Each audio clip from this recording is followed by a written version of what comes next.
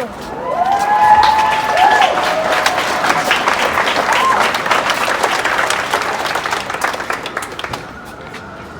I'm here about three things.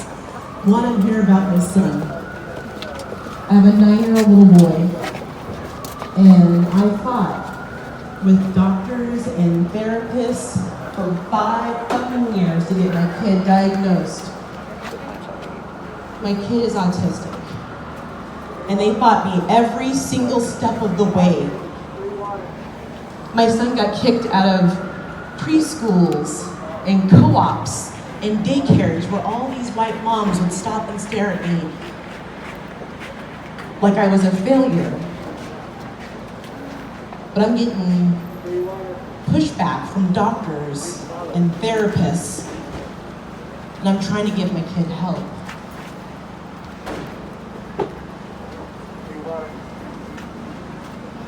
I have been kicked, I have been slapped, I have been peed on, I have been spit in my fucking face by my child while trying to get him help. She's gonna hang out right there. Okay, just want to keys. My son was diagnosed officially in November. I'm here for him. I am here because I am not in the business of giving birth to black babies to put them in the fucking ground. Right on!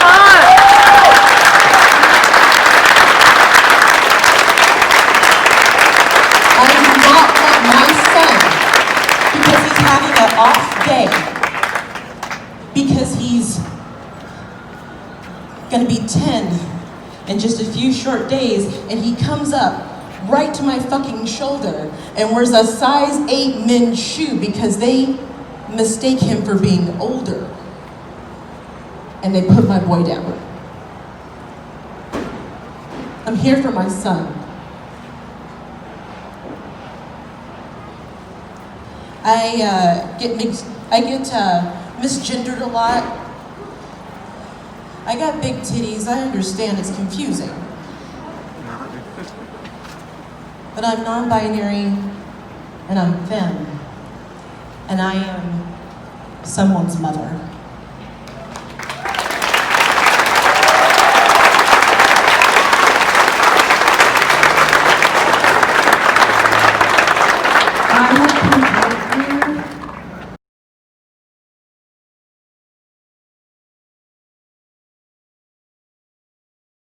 I have had one complete psychotic break during this 16 days and a couple panic attacks. I definitely have PTSD. I have been out here at various times doing various things, and right now I have some really, really clear demands. So the first time I made any demands, I stood up on a trash can with a megaphone, and I was like, I, Sara Tornai, want to meet Jenny Durkin, Inslee, Bezos, and the owner of Goodwill, and 100 other protesters that will be chosen in a way that I don't yet know. That was the very first time I grabbed a megaphone and was just like, I have something to say! And I've kind of been saying that, but it's been augmented, right? After being here for so many days at various times, right now, what we need is a council of black women to take on leadership together, because there's a it is completely unacceptable. For instance, our security system right now is doing the best that they possibly can in a high-stress situation where we have had to pull things together that were not there, you know?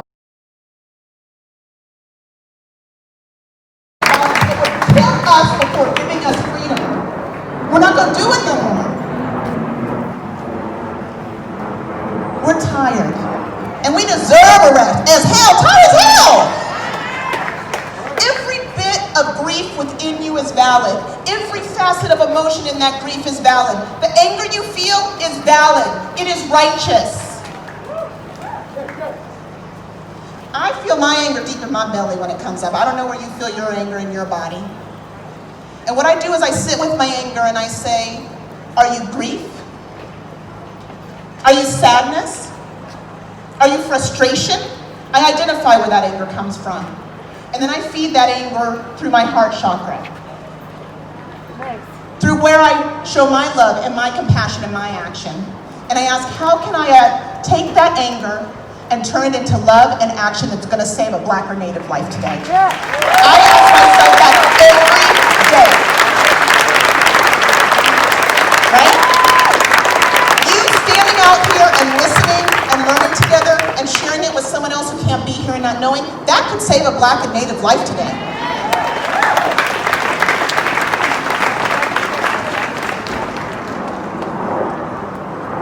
My children are 8 and 5. And my husband and I have a policy when our children ask an answer, we always tell them the truth. Always.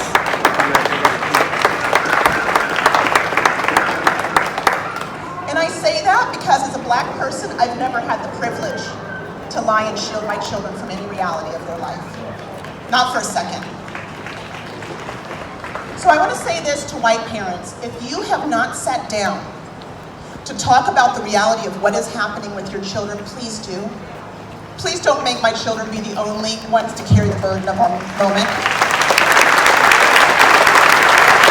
If you don't know how to have that conversation, please find someone who can help you, who will sit beside you, who will call you in. Let me also say this. We are all going to make mistakes in what is emerging in this moment, every one of us. And that's okay. If you haven't read it yet, I strongly recommend Adrienne Marie Brown's Emergent Strategies. Give a joy shout if you've read that book. Yes. The thesis of that book is that what makes activism resilient and win is that we do not have the full staircase in front of us to take the step and the next step. That each step will be emergent based on the tools, needs, and talent of those who are present. It means that small is all. To start with just a few, it will grow into the many we need. It means that those present are the ones, the right ones to have that conversation in that moment. Emergent, not premeditated. We get to rebuild everything the way it should have been the first time now. I don't need to go back to what was normal before, because it wasn't working for 99% of us.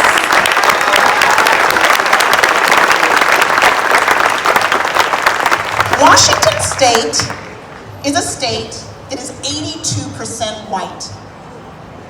That's not by accident in a world that is mostly melanined. It took intention. It took work.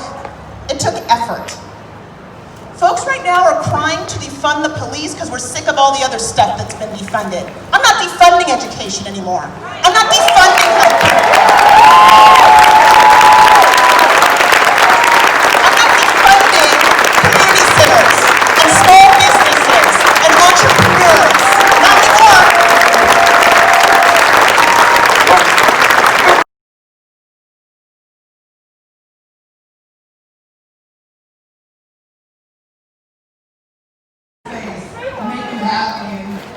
But you wouldn't know the things I've gone through looking at this space. And that's what Black women are great at. But let you know, there's much pain behind that, but we will not let you see it. But understand, support us, we need it. You do. You never see it on sleep. That's the strength that you have.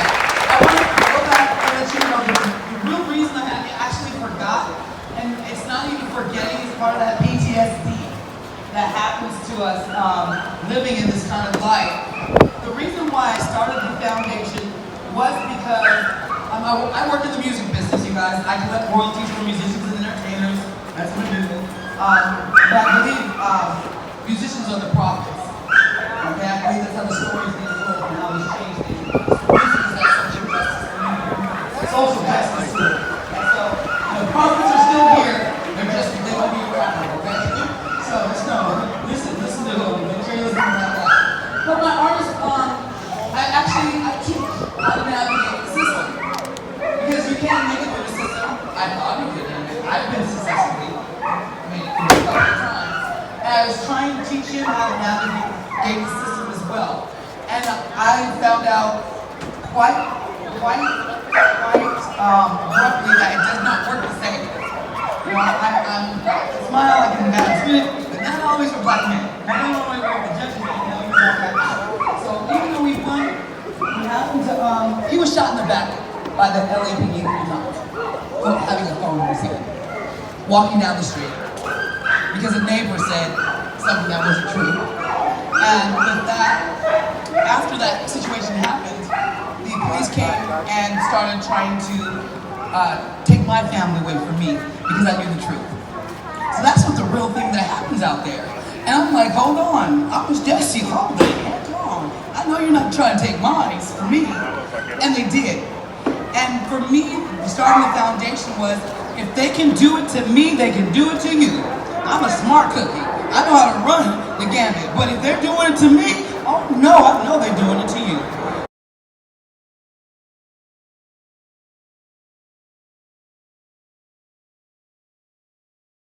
Powerful women that continue to come together, but we are left at the conversation again and again in the schools, in the churches, in the movement. I mean, y'all see the pink pussycats walking around, but like black women started that, but yet they're left out of the conversation. I mean, come on now. What the heck is gonna change? Y'all need to start saying the names. And not just because I'm saying the names, but because you start to learn the history, open up the book. I dare all of you guys, when you go home today, look up how many black women are getting killed and murdered. Satoya Brown, for starters. Thank God she is still alive and here with us.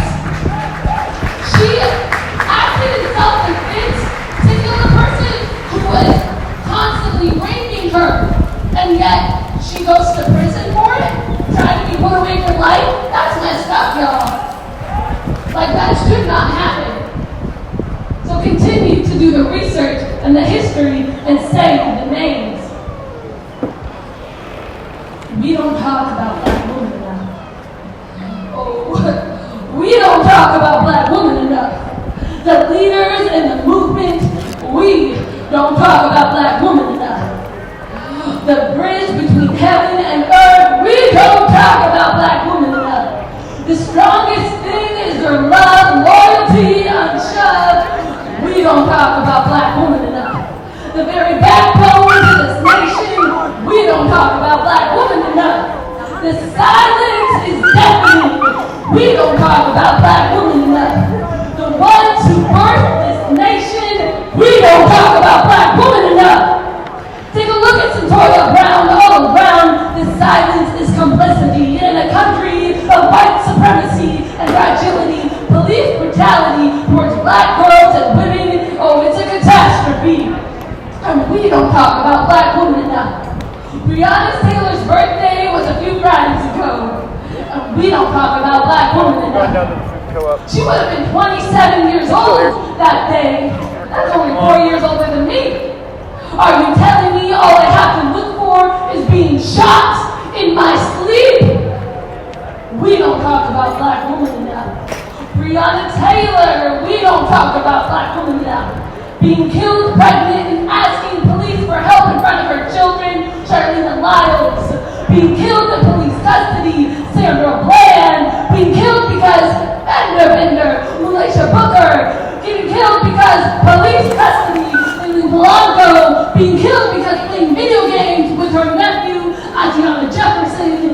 Being sick and killed in her bedroom, Deborah Danner. Being killed protecting her children, scoring games. Being killed defending her home, Megan Hockaday. Being killed because you thought I was a male suspect, Daytona Hargrove. Being killed standing up against injustices, Marielle Franco. Being killed because walking away, Rakaya Boyd. Being killed because SWAT pleaded accident on our little black girl, Ayana Jones.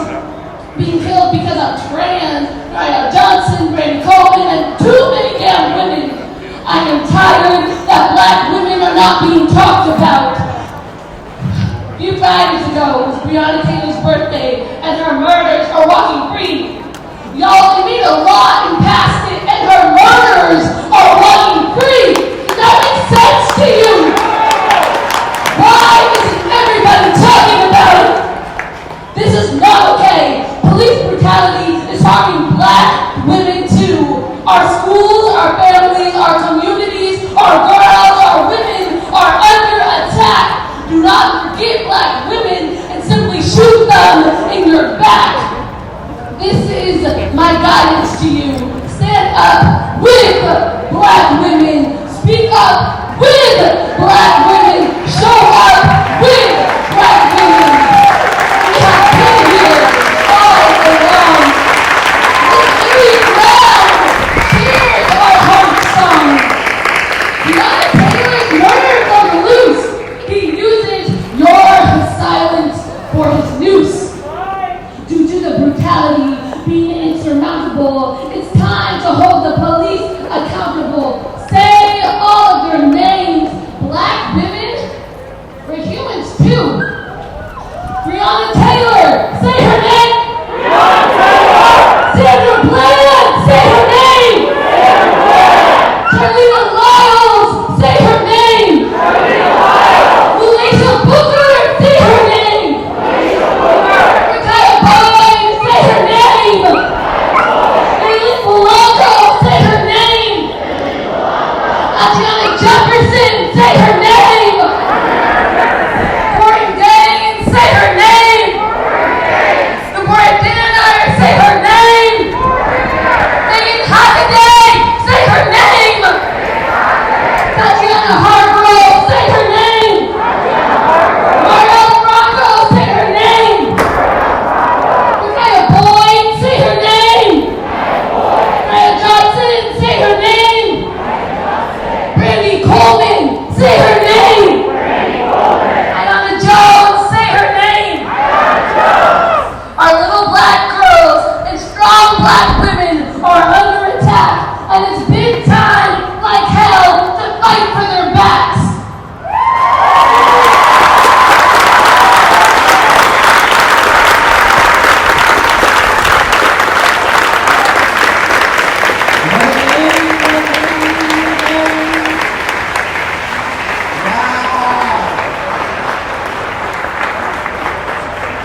Thank you so much for that.